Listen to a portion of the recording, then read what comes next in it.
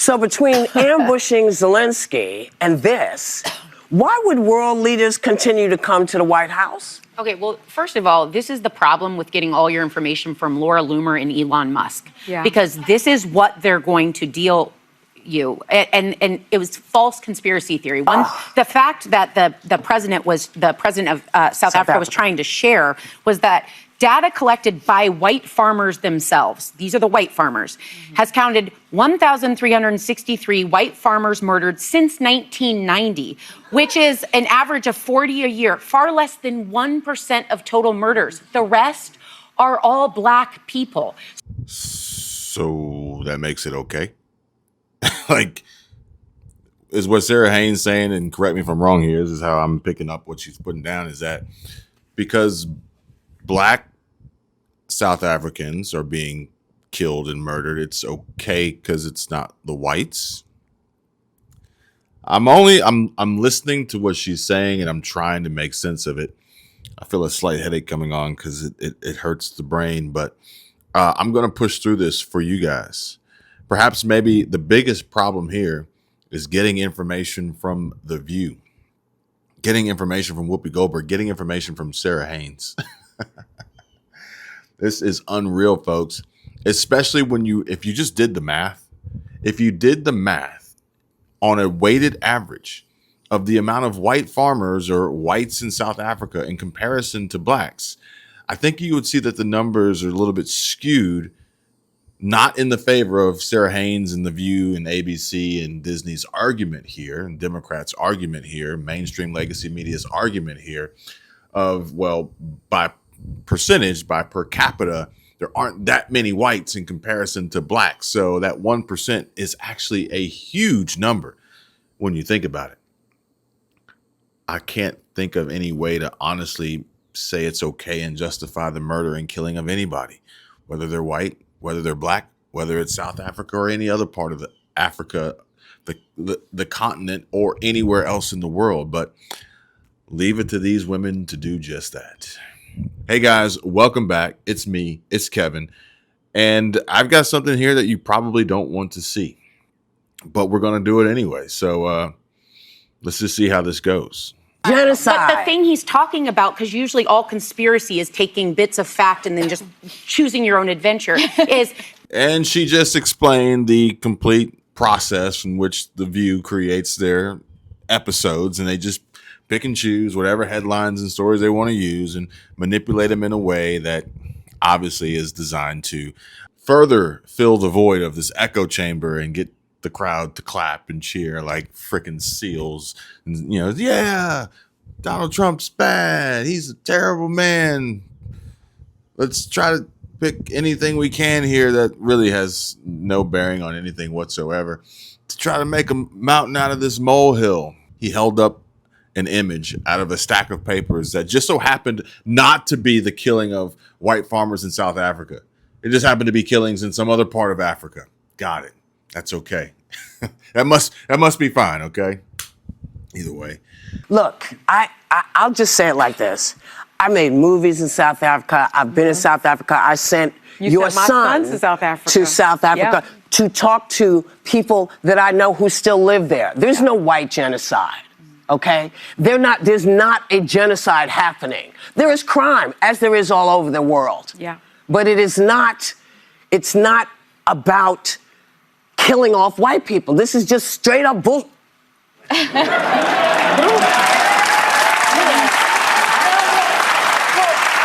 was gas. And I think what frustrates me with this is, so he's prioritizing giving refugee status to these people who... Right. There's crime in South Africa, but these are, I've always believed America should prioritize the most in need refugees. And right now, it's set to later this year, Afghan refugees who are here are going to be sent back to Afghanistan. And we know they'll be subject to beatings, to jailing, and even to killing. And some of those are people who served alongside U.S. forces as translators and interpreters. And I would just implore the president, he was so critical of Joe Biden's withdrawal from Afghanistan. Stay true to what we owe the Afghans who fought with us and let them remain here. Let them be safe. If you serve alongside U.S. forces, you have a right to refugee status in the United States. And yet again, another lie being told and misinformation perpetuated and pushed by one, if not all of the clapping seals. Yeah, way to go, Alyssa. Here as hosts on The View. Anyway, I'm going to share something with you guys. Perhaps maybe I should share this directly with Alyssa Farah Griffin. And no, serving alongside U.S. troops does not automatically grant a foreign soldier, such as an Afghan, refugee status in the United States. Refugee status is governed by specific legal criteria under U.S. and international law, and military service with U.S. forces does not inherently meet these requirements. Yeah. How can she just sit here and say that? How can the producers allow her to just like present false information? How is that possible? As fact, let alone this is the same cast of characters that literally wanted every possible refugee and asylum seeker and immigrant to pour into this country without following any rule of law. Now they have a problem with President Trump allowing certain refugees and asylum seekers and immigrants and folks into this country because he wanted to do it. He wants to do it. Okay, so now there's a problem with immigration. They're not going to call it immigration, obviously. They're going to call it refugee. They're going to call them refugees. And we're not going to go down the route of undocumented illegal immigration, border security, any of that. We're not going to go down that road because obviously they know that will drag them under the bus. This is now refugee status. And I would also mention, the Venezuelans that Haitians, yes. And other refugees that have been here, have been doing the work, paying their taxes, been paying taxes, goes to Social Security, all that, all of our needs, and it's just despicable. And picking the crops and folding the sheets and beating their wives and having restraining orders placed on them.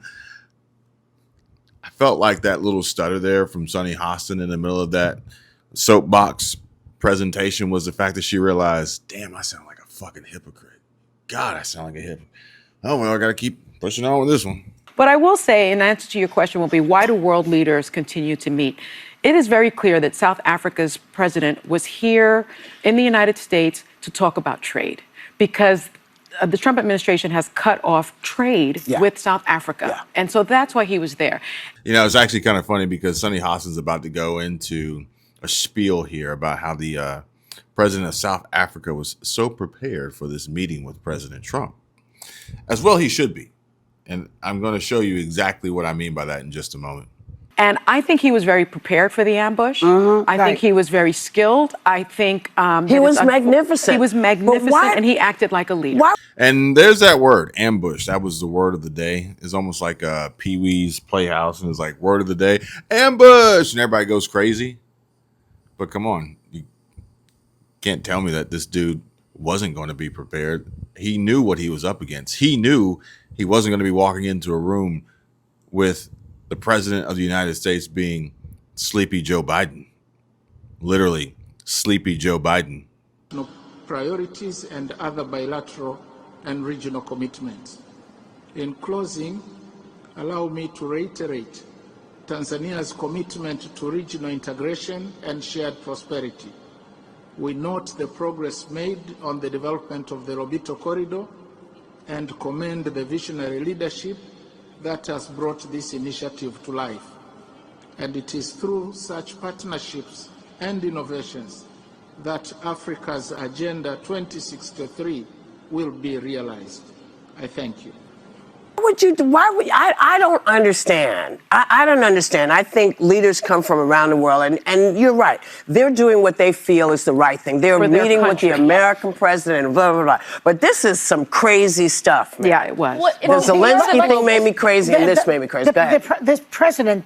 So it's okay for other leaders from around the world to do what they think is right for their country, but it's not okay for our leader to do what he thinks is right for our country? Brace yourself, folks. Joy Behar is about to step up to the plate here. Stood up to him, and he was actually amusing. If you watch this clip, watch this.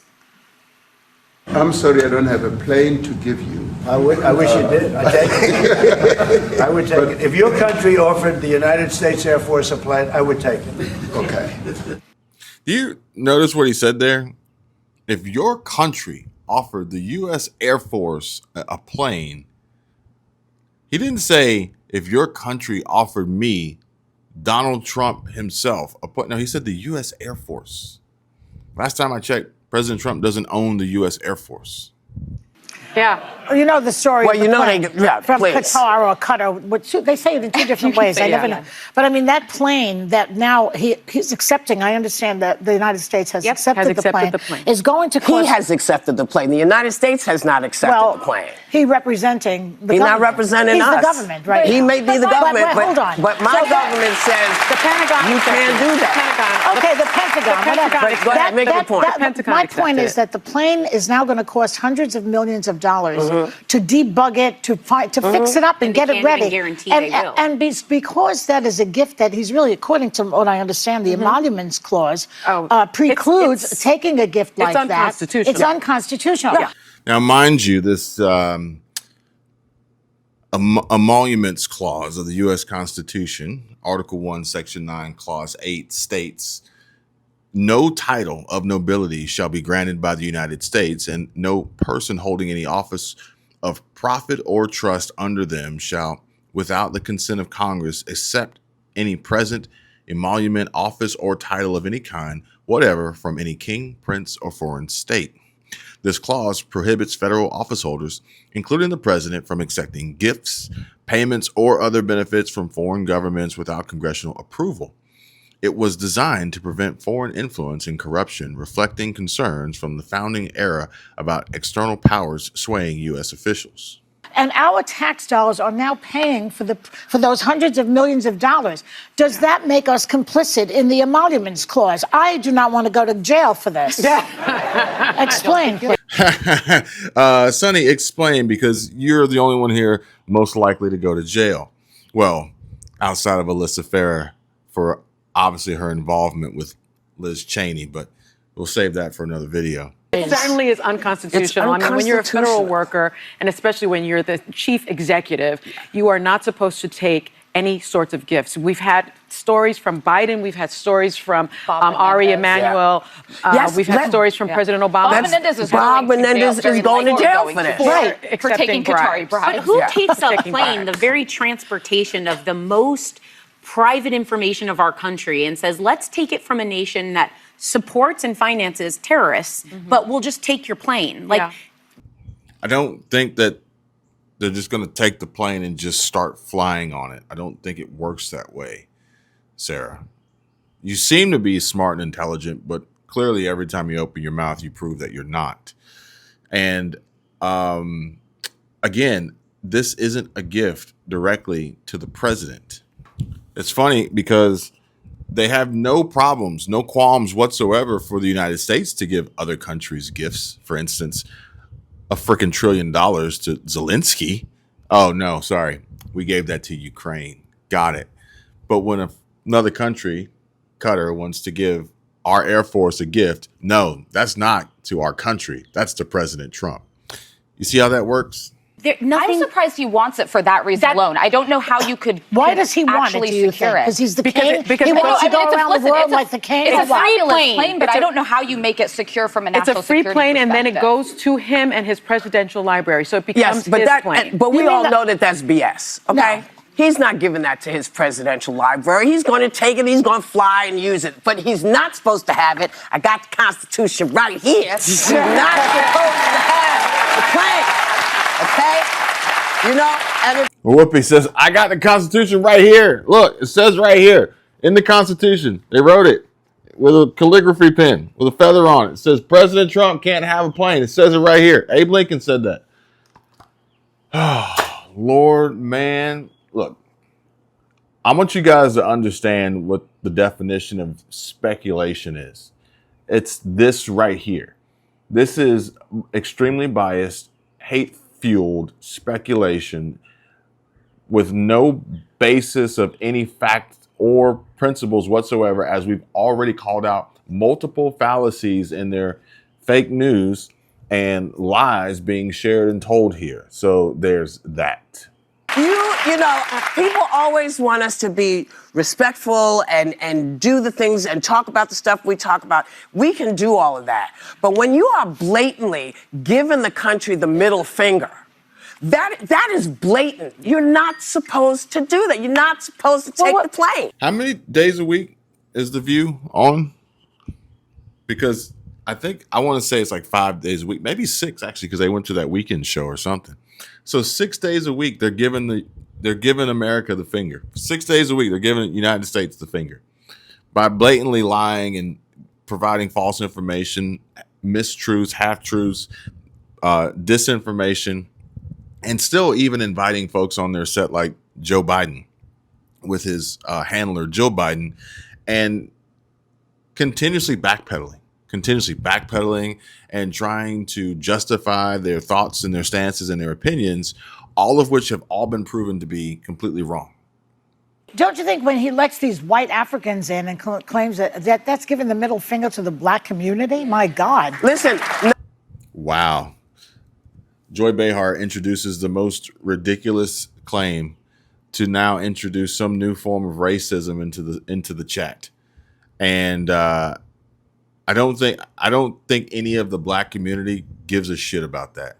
Hell, I would imagine any of the black community that recognizes and realizes that, guess what? Hey, another one of their love to hate Elon Musk is a white South African. Like, none of this shit fucking matters.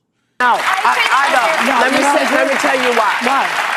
I don't think so, because that finger has never gone down. Okay, fine. Well, let's say it's gone. Jerk store. Yeah. Jerk store's running out of you. Yeah. Higher. I think that there are refugees who are far more in need, and those are the people that are being disrespected. Yeah, you know, there's so much we need in this country. Yeah, like we need some more Venezuelan MS-13 gang members. Like we need another freaking hole in the head. Not so much the plane, you know. Kids are starving. People are starving. People are about to lose stuff. Cutting half the government with Yeah. no Losing checks their and balances. jobs. Yeah, People are losing their jobs. Well, it it's seems very like hard to watch. People should see the truth now. You know, Yeah. the fact is that People were starving. Kids were starving. People were losing their jobs. Oh, yeah. Before January 20th, 2025. Remember the last 4 years? Maybe you forgot. he's bringing white people in here against the better judgment about all of the non-white people who need it. Oh my God, Joy Behar just said that Trump's bringing in white people against the better judgment of non-white people. Joy Behar literally says, you're only allowed to be an immigrant coming into this country if you're not white. She just said that. We see that he violates the emoluments clause. He does whatever he wants. He gets this. I think he thinks he's the king. As somebody said yesterday, you did.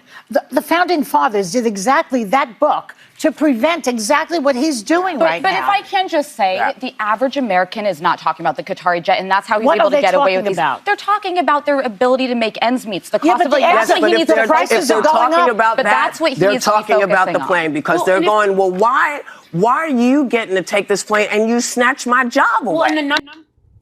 Okay, so number one, I don't think anyone's thinking that President Trump took the plane after snatching their job away. There's that, let alone the fact that President Trump has been monumental in creating so many jobs here. Remember the tariffs? Remember the tariffs that were so bad? Yeah, okay, you got that. Number two, this is part of the problem of why so many Americans are struggling now financially. It's because they can't do basic math. It's because their thought process is clouded by just anger and hate and poor judgment from the standpoint of it's okay for Barack Obama to authorize a ridiculous contract value with Boeing to produce 2 new Air Force One jets at $4 billion. That's okay. It's not okay for President Trump to then come in his first term and say, that seems a bit excessive. Seems like we're overpaying. It is okay for President Joe Biden at the time to be okay with that and then even begin negotiations with Qatar or Qatar to make this deal for this plane. Yet it's not okay for that deal to be presented and then accepted by the Pentagon with President Trump as president Not a gift to him personally, but to the U.S. Air Force. But that's not even the worst part about it all. The worst part about it all is that this plane is free.